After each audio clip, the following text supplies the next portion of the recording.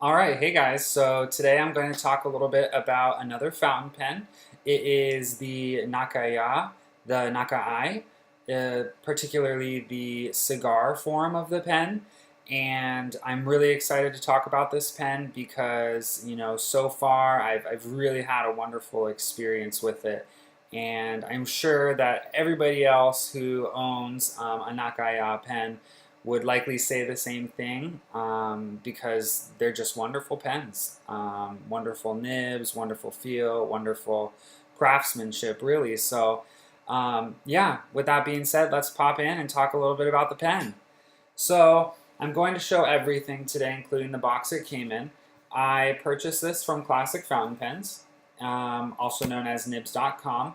And I would like to give them a little bit of a shout out because the service that I received was just absolutely stellar. It really was stellar. I called after one of my tests, and they spent at least 45 minutes talking on the phone with me, answering all my questions, and really making sure that I was going to be pleased with this purchase. So, yeah, really great service. I even called. At first I ordered one nib, and then I was like, actually, I changed my mind. I want to order another nib. And this is after I had already hung up with them. Oh, no problem at all. Yada yada yada. So really great service. I'm glad that I ordered this pen from them, and I will definitely order a pen from them again in the future. So anyway, this is the box that it came in. Has a classic fountain pen logo on it. It just, pen, model, color, trim, nib. Like I said, this is the Nakaya, the Naka-ai cigar. And specifically, it's in the Toki Tamenuri, which is a new color that was recently, or a relatively new color that was released by Nakaya.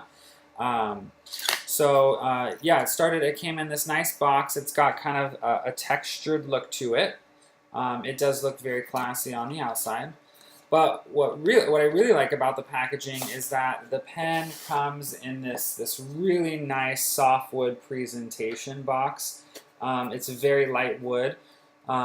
It's got some characters on there, and then the stamp of approval. I know that the actual president of the company is the last person that really looks at all these pens. What sets this pen company apart is that a lot of people say, oh, it's related to platinum, and it may be, but every single pen that is made by Nakaya is handmade individually. Whereas a lot of the other larger fountain pen companies, unless they're coming out with a limited edition or something like that, they aren't all individually made. So literally every pen that's made by this company is really one of a kind. They're hand turned. They're checked for quality. So you can rest assured that when you get a pen from Nakaya, it's going to be of the highest caliber, of the highest quality. So yeah, we've got this nice softwood presentation box, like I said. When we open it up, we see that there's a lining on the top of the box, a padded lining. It's really nice. It's quite soft, so if you hold some pens in here, they're definitely going to be protected. And then we have the pen, and you see that it actually comes in this silk kimono, which is a wonderful touch. I'll likely carry mine around in this in my bag or whenever I bring it around, especially considering that I don't want the urushi lacquer to be damaged. But then it's got this nice velvet pad on the bottom and a strap to contain your pen. So overall presentation, 10 out of a 10. It came in a very nice box. When I opened it, I was pretty surprised and really happy with the way that they packaged the pen. So like I said, this silk kimono, you can take a look. It even itself is pretty high quality. It's secured by this wrap, wrap that goes around the pen, around the silk kimono. We've got some more Japanese characters here on the back, and then it opens up here at the top, and we can slide the pen out. So this is the pen. This is what we're all here for, right? Again, this is the Nakaya. This is the Naka-ai in Toki Tamenuri.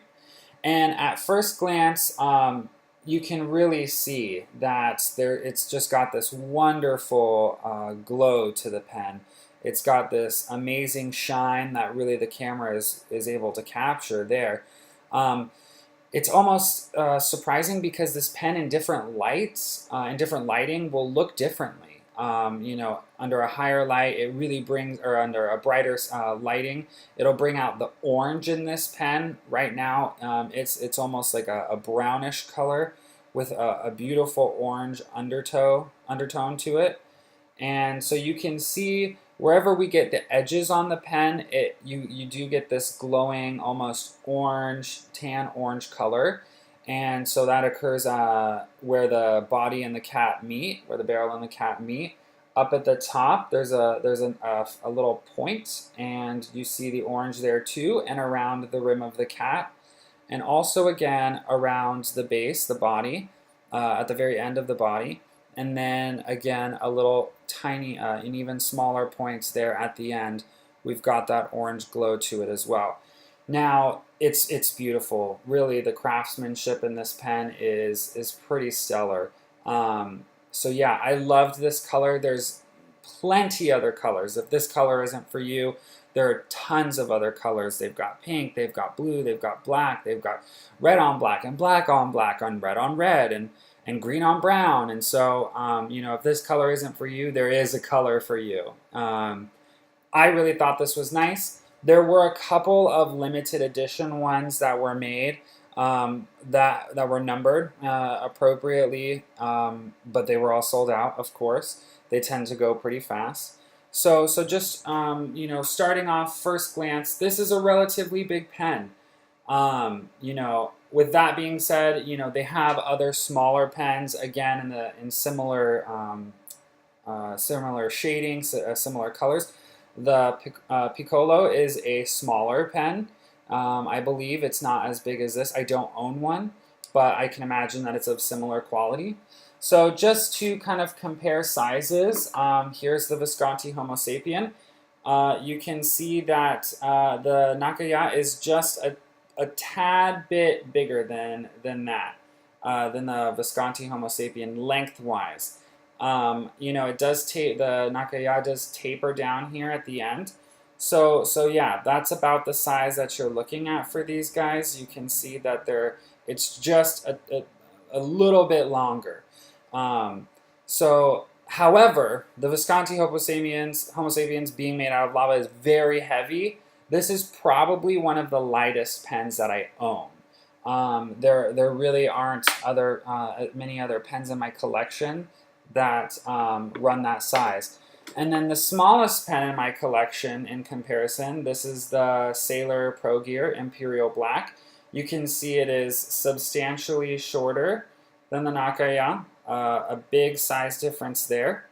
So yeah, that's the Pro Gear in comparison to the Naka-ai. So we talked about the color. Again, very light, pretty decent size. It is this cigar shape. It doesn't have a clip since I didn't get the Writer's Edition in the pen. And there are, one thing to be careful about this pen is that there aren't really any flat edges that will allow you to set it down somewhere on like a flat desk or a flat surface. This pen will roll.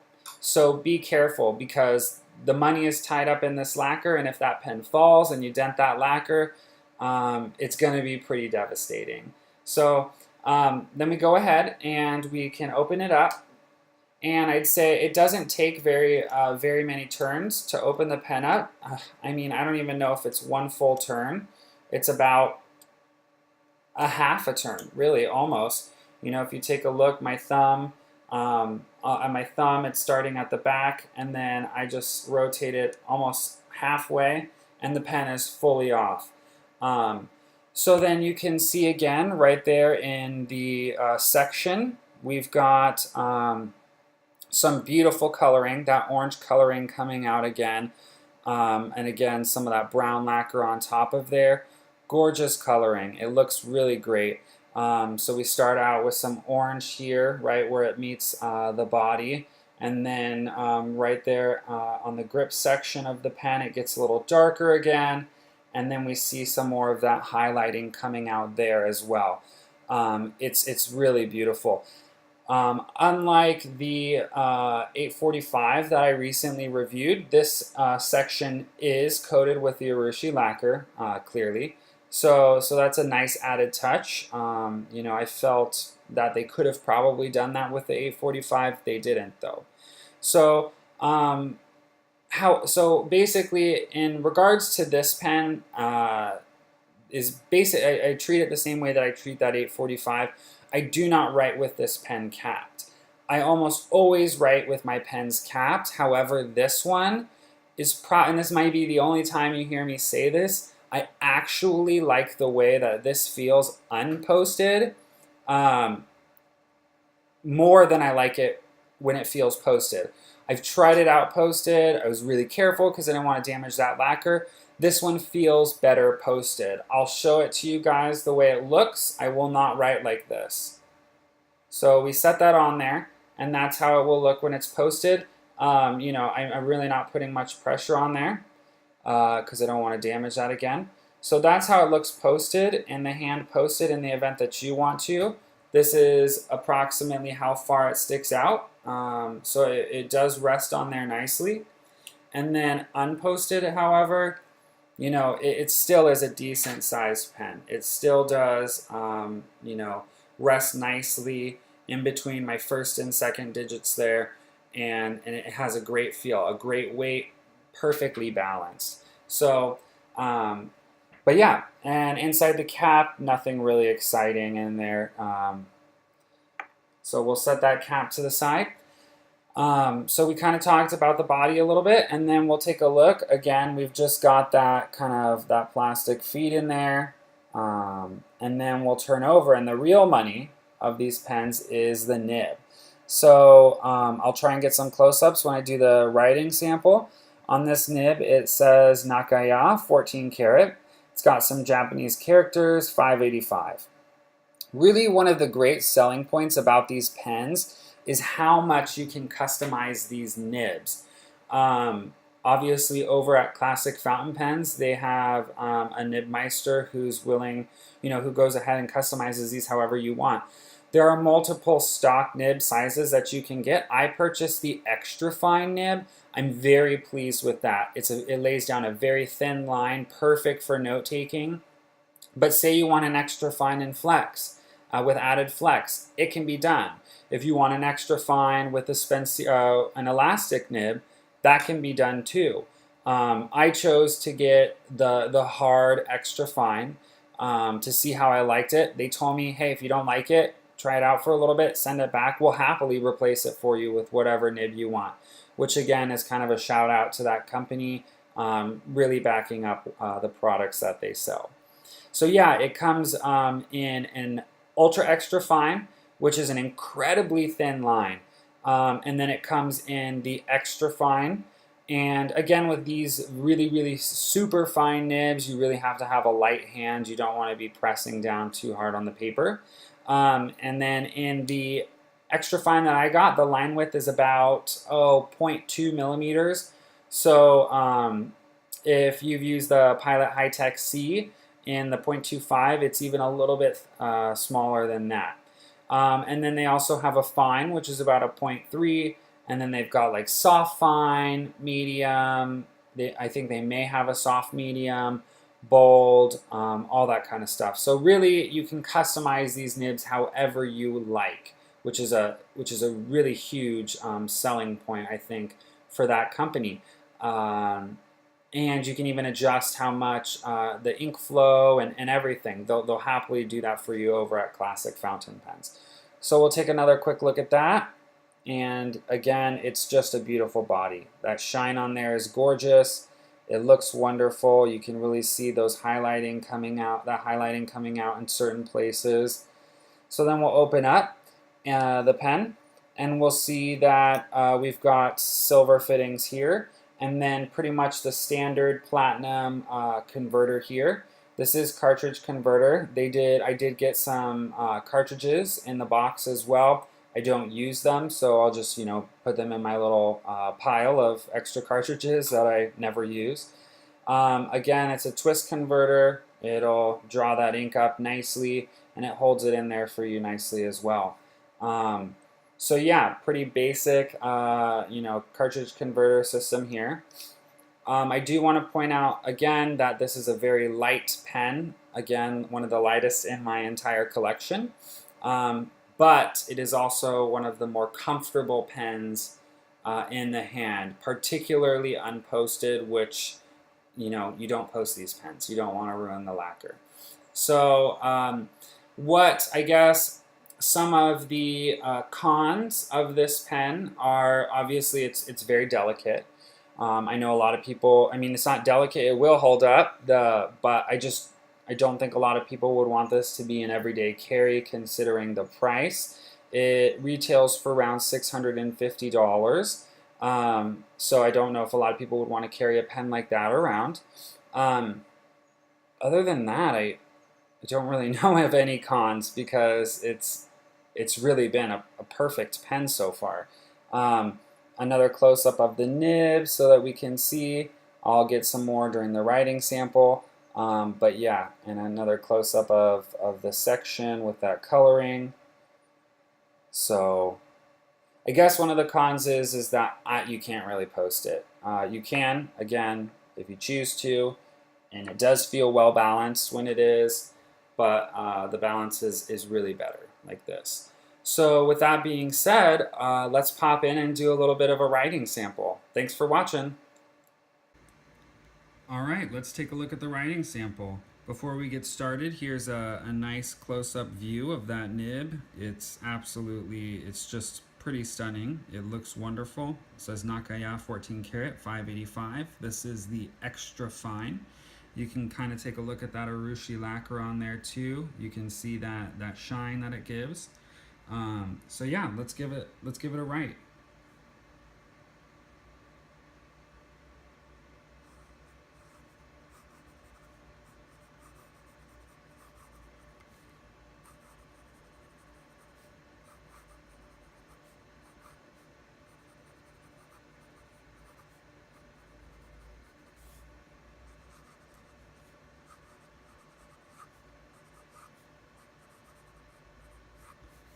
So extra fine nib, definitely. Here you can see how tiny you can write when you just use this.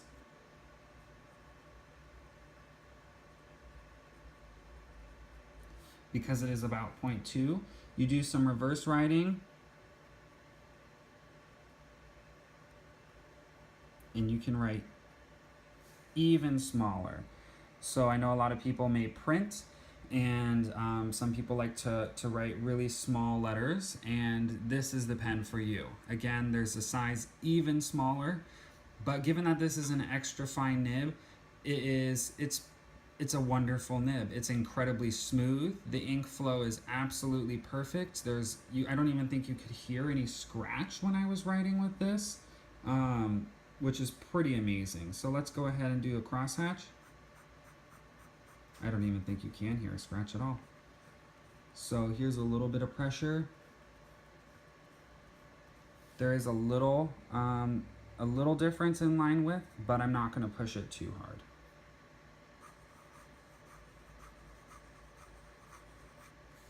So there's that. Let's do a wetness test. I didn't do that very well.